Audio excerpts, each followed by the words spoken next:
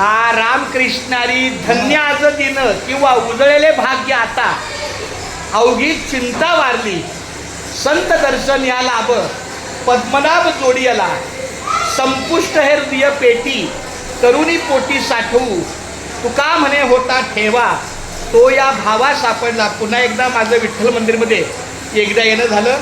माझ्यासोबत बाजूला आमचे रवींद्र महाराज पाखरे आहेत आणि त्याच्यासोबत हा महेश जालिंदर शिंदे आहे. ही दोन व्यक्ती म्हणजे अक्षरशः राम लक्ष्मण भेटल्याचं मला समाधान आहे. खरंच अगदी खरंच. कारण दिंडीच्या कामासाठी आपल्या तळमळीनं पुढं जाणारे आमचे हे रवींद्र महाराज त्याचबरोबर आमचा हा महेश.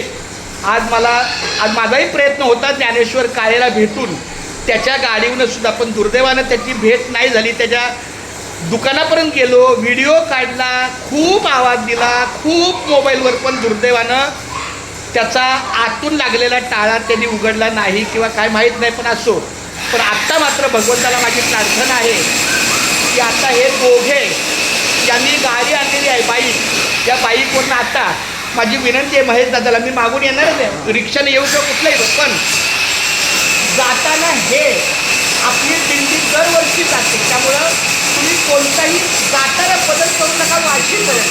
वाशीपर्यंत यांना खडा माहिती आहे आणि वाशीच्या पुढं जागृतेश्वर मंदिर आहे आणि जागृतेश्वर मंदिर पासून दुपारचं बेलापूर जेवण आणि दुपारचं बेलापूर झालं की विठ्ठलवाडी, ते फक्त टप्पा या. आणि आपण आलो विठ्ठलवाडीला. कुठला काय तो हाय कुठला तो पांबी तो वाशी झाला रे.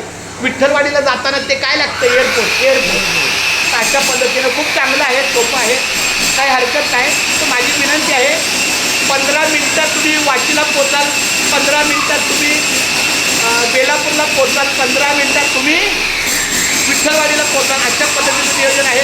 मी मागून येतो आहे कारण राज्याला पोचलेल्यांना त्या दिल्लीची जाहिरात आहे त्याचे चेंजेस करणं महत्त्वाचं आहे. कारण काही नावं बदललेली आहेत. दिल्लीचा तो काल आपण कष्ट घेतलं प्रीता कल्याण आम्ही काल परवानगीला पत्र दिलं. तर खूप धन्यवाद माऊली रामकृष्णारी.